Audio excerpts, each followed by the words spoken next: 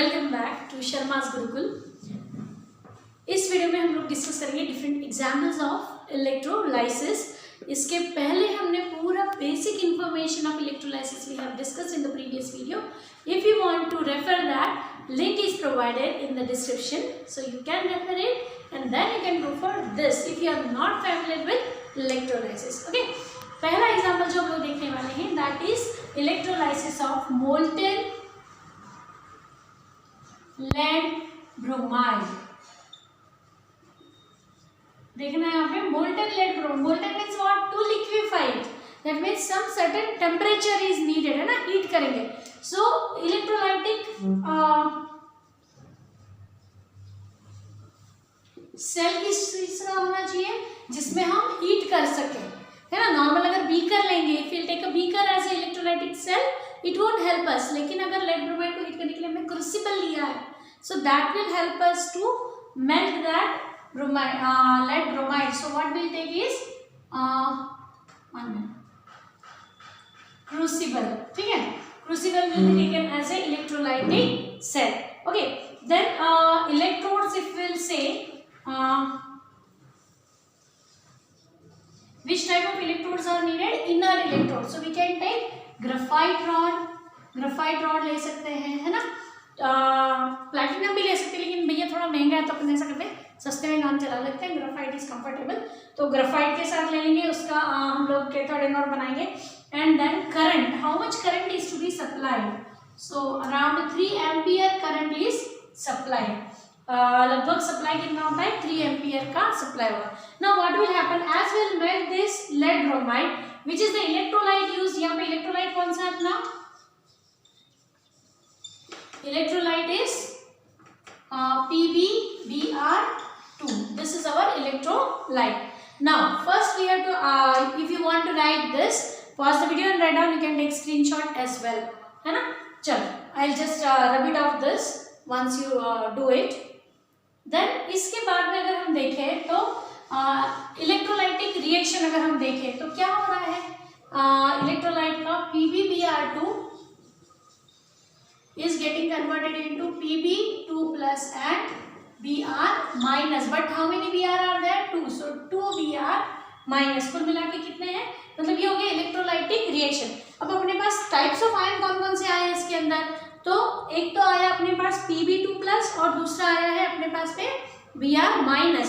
Positive ion कितने हैं? केवल एक ही है ना, कैटायन एक है और एनायन एक है। मतलब यहाँ पे हमें वो जो रूल्स है वो कहीं भी फॉलो नहीं करने हैं। Directly we have only one cation and one anion, तो सोचने की जरूरत ही नहीं है भैया। जो कैटायन है वो कैथोड पे जाएगा, एनायन जो है वो एनोड पर जाएगा। तो इस तरीके से ये रिएक्शन हम लोग लिखेंगे, कंप्लीट करेंगे। So after that, how many which type of ions are present? Ions present in the solution are Pb2 plus and Br minus। now we'll write reaction at cathode। Cathode की reaction लिखो। Cathode की reaction में क्या आएगा? Cathode पे कौन जाता है? Cation. so Pb2 plus will go to cathode। now as it has 2 plus charge, it will require 2 electrons। 2 electron की इसको जरूरत है। it will form Pb solid, है ना। Pb will be formed। and if we'll go for the anode पे अगर हम जाए, फिर go the एनोड की रिएक्शन देखेंगे तो क्या आ जाएगा? एनोड पे ब्रोमाइड आयन Br माइनस, एक माइनस चार्ज है, मतलब 1 electron can be donated by 1 bromide ion. So यहाँ पे क्या होगा? Bromine atom will be form an electron, but bromine atom is unstable क्योंकि वो नॉन मेटल है। तो क्या होगा? 2 bromine atom will combine to form bromine gas. Now observation में अगर आपको पूछे कि भाई आपने इसमें ऑब्जर्व में क्या हुआ, तो कैथोड पे ग्रे कलर का लेड जो है that is deposited. Lead grey colour lead metal is deposited on cathode. And what has happened at anode? Brown colour bromine gas is evolved at anode. Brown colour का है ना। What is the colour of the bromine gas? Brown. तो bromine gas brown colour का जो है that will get evolved at anode.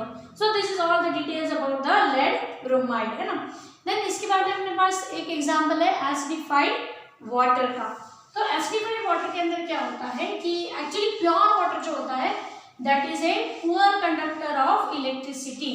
तो अगर हमने प्योर वाटर में अगर ऐसा सेटअप किया है तो क्या होगा कि भाई हमारा जो एम है आयन मतलब इलेक्ट्रिसिटी सप्लाई करने का और उससे डिकम्पोज करने का, वो तो पॉसिबल ही नहीं है क्योंकि प्योर वाटर तो कंडक्ट करेगा नहीं। उसकी कंडक्टिविटी बढ़ाने के लिए क्या करते हैं, एसिडिफाइड मतलब little quantity of acid like sulphuric acid is added to the water, है ना, वो थोड़ा सा डालते हैं। That's why it is the electrolysis of acidified water. अब अगर आप इसका सेटअप देखेंगे तो इसके जो कंटेनर्स होते हैं वो स्पेशल दो अलग अलग ऐसे इलेक्ट्रोड टाइप मतलब दो अलग अलग कंटेनर्स हैं। एच टाइप का डिजाइनिंग होता है इसका, जिसमें ये कॉमन जोन हो गया, यहाँ पे आप one electrode will be applied हो गई, एक यहाँ पे लगाएंगे अपन, मान लो ये निगेटिव टर्मिनल है मतलब ये कैथोड है ना, this is positive terminal, this is anode, है ना, इस तरीके से हो गए। यहाँ से हम लोग वाटर सप्लाई के लिए भी कंटेनर कनेक्ट कर सकते हैं, तो for that container is there over here from where the water will be supplied, है ना, एज पर द रिक्वायरमेंट।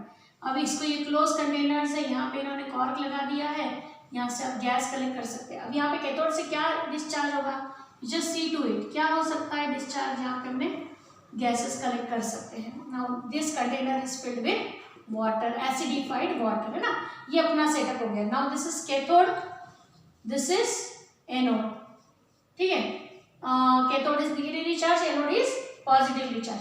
अब एसिडिफाइड वाटर वो अपने पास इलेक्ट्रोलाइट्स क्या क्या है, which are the electrolytes present, एक तो H2O, दूसरा आपने H2SO4 लिया है, ये दो electrolytes you do have with you. Now ions present in the solution, कौन कौन से आयंस होंगे, water will get dissociation reaction अगर आप लिखोगे तो आपको क्या मिलेगी, एक मिनट रिएक्शन पहले अपन यहाँ लिख देते हैं। रिएक्शन अगर हम लिखे तो क्या जाएगा, water will get dissociate into H plus and OH minus. H2SO4 का डिसोसिएशन कैसे होगा, H2SO4 will form H plus 2H plus and SO4 2 minus. देखो पॉजिटिव आयन तो अपने पास H प्लस ही है, मतलब H प्लस है ना सारे के साथ। निगेटिव में अपने पास OH भी है और सल्फेट भी है। हमने जो रिएक्टिविटी सीरीज ऑफ एनायंस देखा था उसमें क्या पढ़ा था, sulphate ion is quite active so it remains in its ionic state only and OH minus gate discharge first. तो कुल मिला के डिस्चार्ज किस चीज का होना है, H plus and OH minus का, ठीक है। अब if you want to take write down this you can write it down, screenshot ले लो अगर आपको लेना हो तो। नाउ इसके बाद में अगर हम देखें तो रिएक्शन एट कैथोड देखते हैं, what will happen at cathode. Cathode पे क्या होने वाला है, hydrogen ion will get discharge, H plus ion will take one electron to form H, but we know that H atom again non-metal है तो unstable है। What will happen, H plus H will form H2 hydrogen gas will be evolved. What is the color of hydrogen gas, colorless, odorless. So cathode से क्या release होने वाला है, hydrogen gas, है ना। Now what about anode, anode पे क्या होने वाला है, एनोड के ऊपर OH माइनस डिस्चार्ज होंगे। Now OH minus will donate the electron to form OH and electron. But this OH ऐसा कोई मॉलिक्यूल हमें नहीं पता ऐसा कुछ होता है। So what will be done, two OH will combine to form a stable product. तो इससे तो एक वाटर तो निकल आया लेकिन साथ में एक नेसेंट ऑक्सीजन आ गया।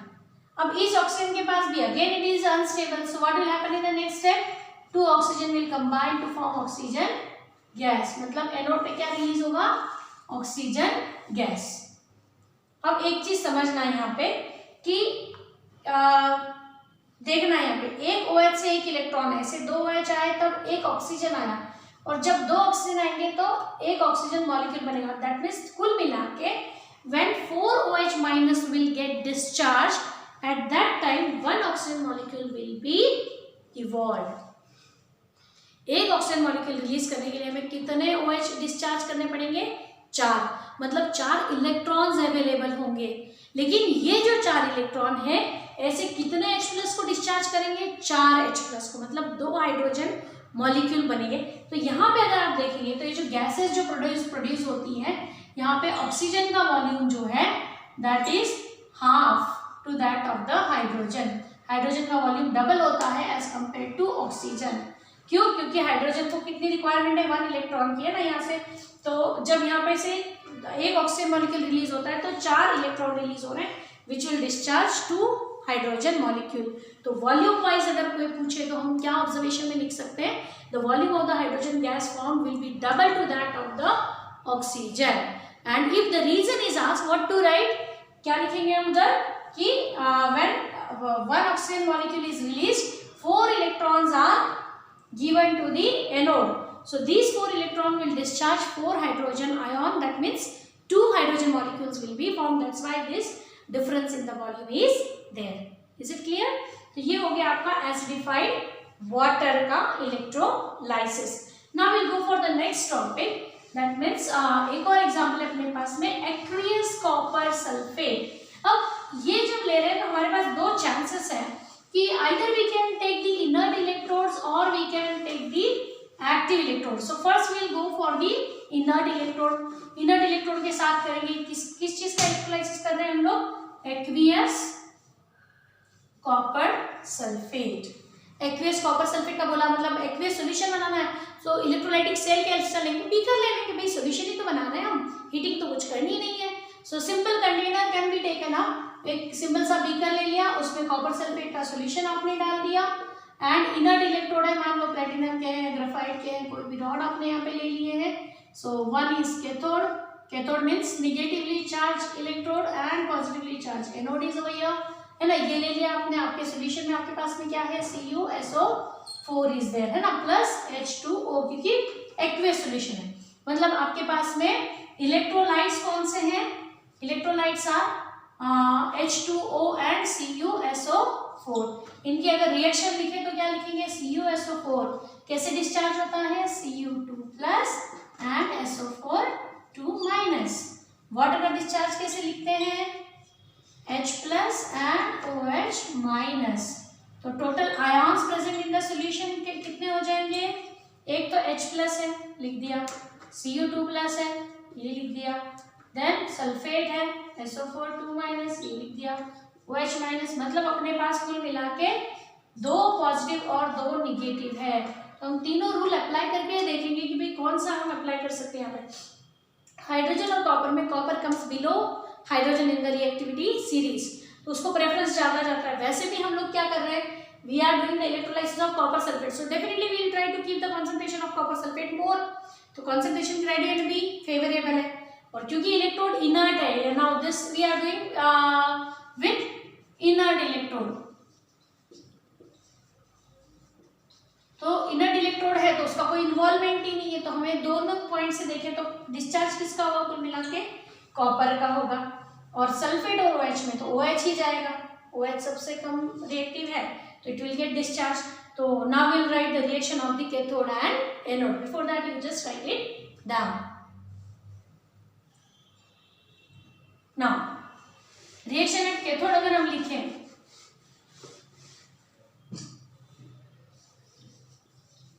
कैथोड की रिएक्शन कैसे लिखेंगे, Cu2 प्लस को डिस्चार्ज करना है, कितने इलेक्ट्रॉन चाहिए, हमारी रिक्वायरमेंट कितनी है 2. So 2 electrons that will give you C. What is the colour of copper metal, copper का कलर क्या होता है, reddish brown. So reddish brown copper will get deposited at cathode, यहाँ डिपॉजिट हो जाएगा, है ना, उसी के ऊपर in the solid form. And at anode what will happen, anode पे क्या होगा, वो 4OH माइनस का डिस्चार्ज होगा, that will form 2 water molecules, 1 oxygen molecule and 4 electrons. वो 4 इलेक्ट्रॉन देगा. What is the colour of oxygen, colourless gas is there, है ना, कलरलेस ओडरलेस गैस. तो यहाँ पे ऑक्सीजन जो है इट विल बी इवॉल्व. तो ये हो गया कब, जब आपने एक्वियस कॉपर सल्फेट का सॉल्यूशन लिया है and inert electrode are used. अब आपको पता है कॉपर सल्फेट का कलर क्या होता है, ब्लू. तो ब्लू कलर का कॉपर सल्फेट का सॉल्यूशन आपने जब शुरू किया experiment, at that time the colour of the solution would be blue.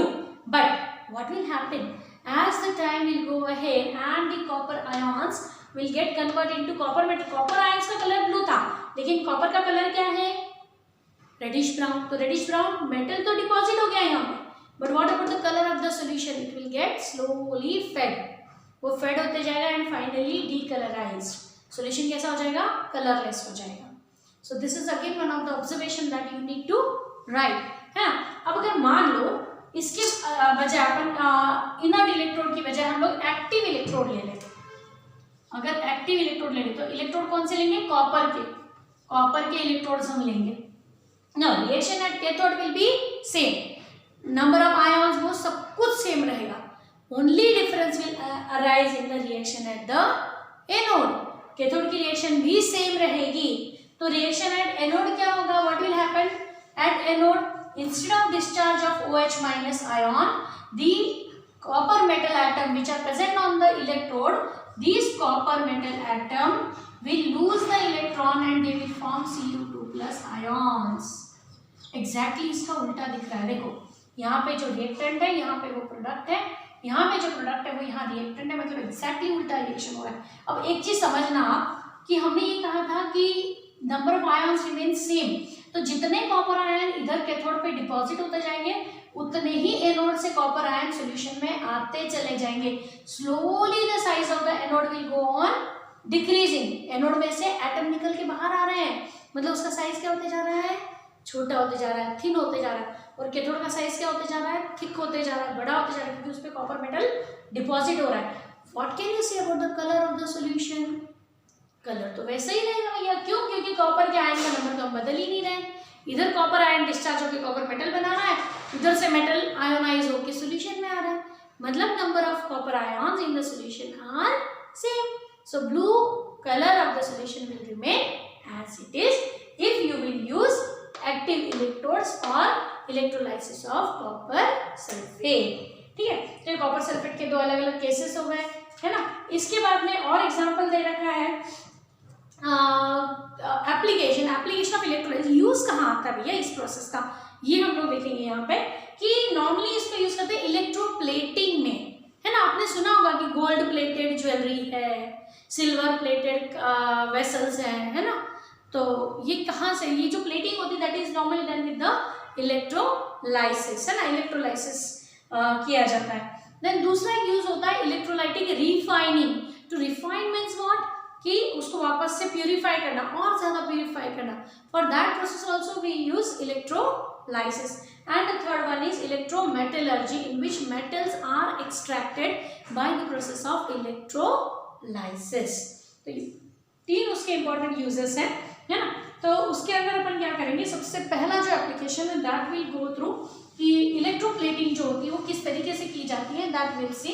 Suppose अगर आपको सिल्वर प्लेटिंग करनी है तो भैया इसमें चीजें सब याद रखना आप कि जब भी हम इलेक्ट्रोलाइसिस कर रहे हैं तो इलेक्ट्रोप्लेटिंग करने के लिए जो कंटेनर आपने लिया है वापस, again suppose a glass container is there, तो जिस भी मटेरियल पे प्लेटिंग करनी है, the material to be plated, suppose I need to plate a spoon with a silver, है ना, किसी स्पून को अपने को सिल्वर प्लेटिंग करनी, तो that spoon is taken as a cathode. किससे कनेक्ट करेंगे उसको, कैथोड से करेंगे, because metal get deposited on cathode, है ना, तो वो कैथोड जैसा काम करेगा।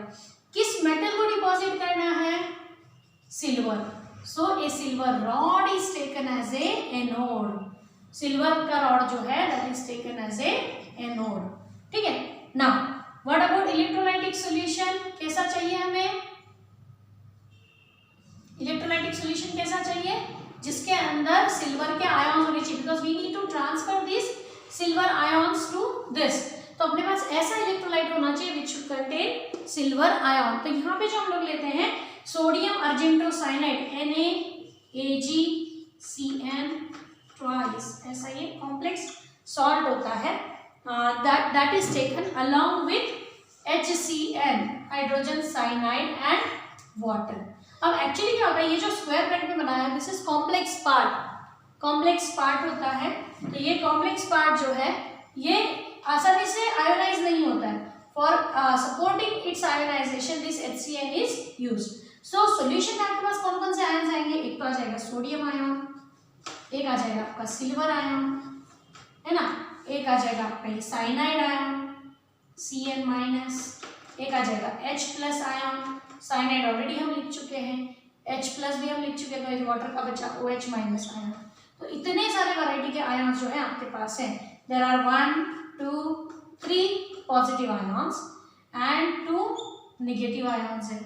अब वो सिलेक्टिव डिस्चार्ज के रूल के हिसाब से अगर हम देखें तो अपने पास एक्टिव इलेक्ट्रोड है, कॉन्सेंट्रेशन भी सिल्वर का ज़्यादा होगा, तो डिस्चार्ज किसका होगा, सिल्वर आयन का। What will happen at cathode, cathode पे क्या होने वाला है, कैथोड के ऊपर silver ions will come up, take up the electron to form silver metal. Slowly the plating of the silver will be done, है ना। And at anode what is going to happen? Anode silver metal will get ionized to form silver ion and electron. मतलब हम क्या कर रहे हैं इस solution में, सिल्वर आयन का जो कंसंट्रेशन है उसे मेंटेन करके रख रहे हैं। Slowly that size of the anode will go on decreasing and it will be plated. अब एक और चीज ध्यान रखना, इलेक्ट्रोप्लेटिंग जब की जाती है तो करंट जो है वो बहुत स्लो सप्लाई किया जाता है।